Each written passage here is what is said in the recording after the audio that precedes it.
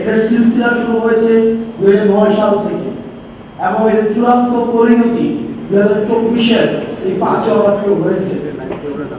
দুঃখজনক, এতদিন পরে এসেও আমরা পিলখানা এই যে হত্যাকাণ্ডটা হয়েছে সেটাকে ইউফেমিস্টিক ভাবে এটাকে কি বলা হয়েছিল, বিডিআর বিদ্রোহ।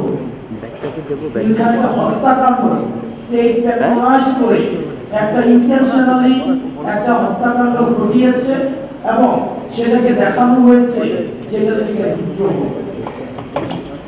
আমার বয়স 27 বছর, আমি তখন ক্লাস 5-এ পড়ি যখন এই ঘটনাটা হয়।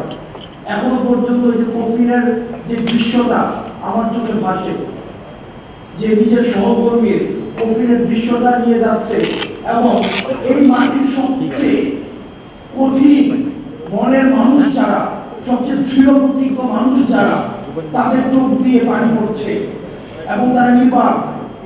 এবং আমার অনেক অফিসারদের সাথে পরবর্তীতে কথা হয়েছে, সেদিন তারা প্রস্তুত ছিল যারা এই ধরনের আক্রমণটা ঘটিয়েছে তাদেরকে প্রতিরোধ করার জন্য, কিন্তু কোনো ডাইরেক্টিভস পাওয়া যায়নি। সন্ধ্যা পর্যন্ত অপেক্ষা করতে হয়েছে, কোনো ডাইরেক্টিভস নাই। যখন ইন্টেনশনাল অপারেশনটা ডান হয়েছে তখন হচ্ছে তখন থেকে আমার মনে হয়েছে যে আমার ব্যক্তিগত পর্যালোচনা এইটা ফোর্সকে ইন্টেনশনালি প্রিপেয়ার করে ফেলা হয়েছে, একটা একটা একটা গণ্ডির মধ্যে নিয়ে আসা হয়েছে। আমি এই পিলখানাতে দাঁড়িয়ে সৃষ্টিকর্তা কবুল করেছে, আমরা যখন আসতাম যেন আমরা এই চেতনাটা ধারণ করতাম, এই বিচারের কথাটি আমরা অন্তত এটা প্রতিষ্ঠিত করে দিয়ে যাব এবং সৃষ্টিকর্তা এই সুযোগটা হয়তো আমাদের অন্তত বলার সুযোগটি দিয়েছে। আমরা আপনাদের মধ্য থেকে এই দাবিটা আমরা বেশি বেশি চাই যেন আপনাদের মধ্য থেকে এই জিনিসটাকে আপনারা ইনফাসিস করেন। খুব দ্রুততম সময়ের মধ্যে এই পিলখানা হত্যাকাণ্ডের সাথে যারা জড়িত ছিল এবং নিরপরাধ অসংখ্য অফিসার রয়েছে, এতদিন পর্যন্ত যারা কারাগারে রয়েছে, ট্রায়াল এন্ড এররের মধ্যে দিয়ে যাচ্ছে, দ্রুততম সময়ের মধ্যে যেন এই বিচারটি নিষ্পত্তি করা হয়।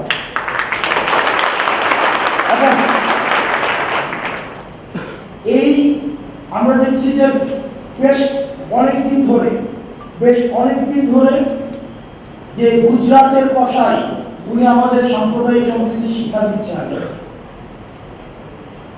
ভারতে বসে আমরা আপনাদের কাছে একটা জিনিস জানতে চাই, যে 626 জন ক্যাম্পের মধ্যে বন্দী ছিল তাদেরকে কিভাবে ভারতে পালিয়ে যেতে সহায়তা করা হয়েছে এবং তাদের পিছনে কারা রয়েছে। আপনারা নিজেরাই দেখেন, আমরা এই বিষয়গুলো জানি। এই বিষয়গুলো 5 অগস্ট পূর্ববর্তী পুরো সময়টা আমরা এই ঘটনার একদম সাথে আমরা আমাদের সরাসরি সম্পৃক্ততা ছিল।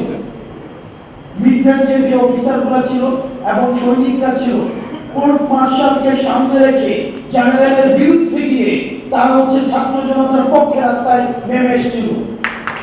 আমরা তাদের প্রতি আমাদের দায়বদ্ধতা অনুভব করি।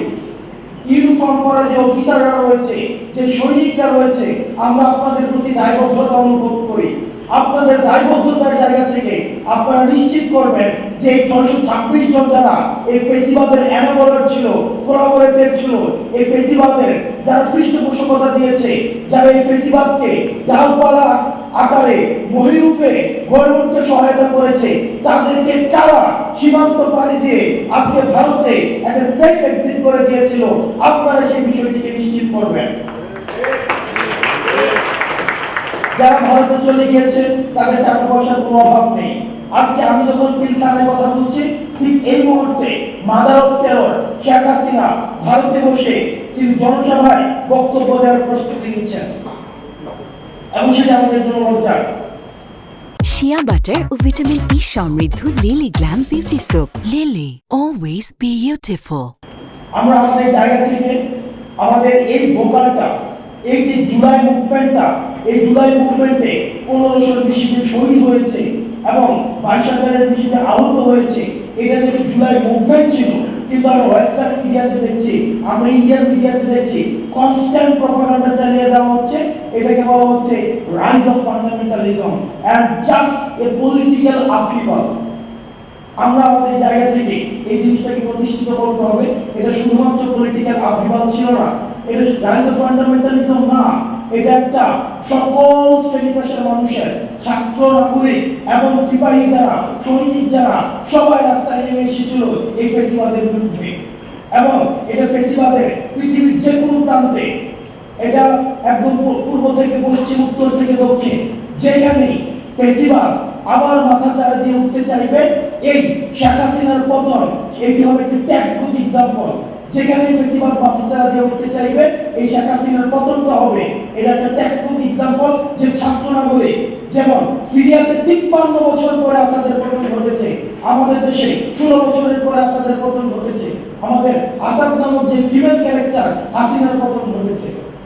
আমরা পরবর্তী 24 পরবর্তী যদি বাংলাদেশটা করতে চাই, সেটা আমাদের একসাথে করতে হবে। সেই জায়গায় আমরা দেখেছি যে সাম্প্রদায়িক উস্কানি বিভিন্ন সময় দেওয়া হচ্ছে, সেই জায়গাতে আমাদের বিজেপি সেখানে তাৎপর্যপূর্ণ ভূমিকা আমরা দেখতে পাচ্ছি।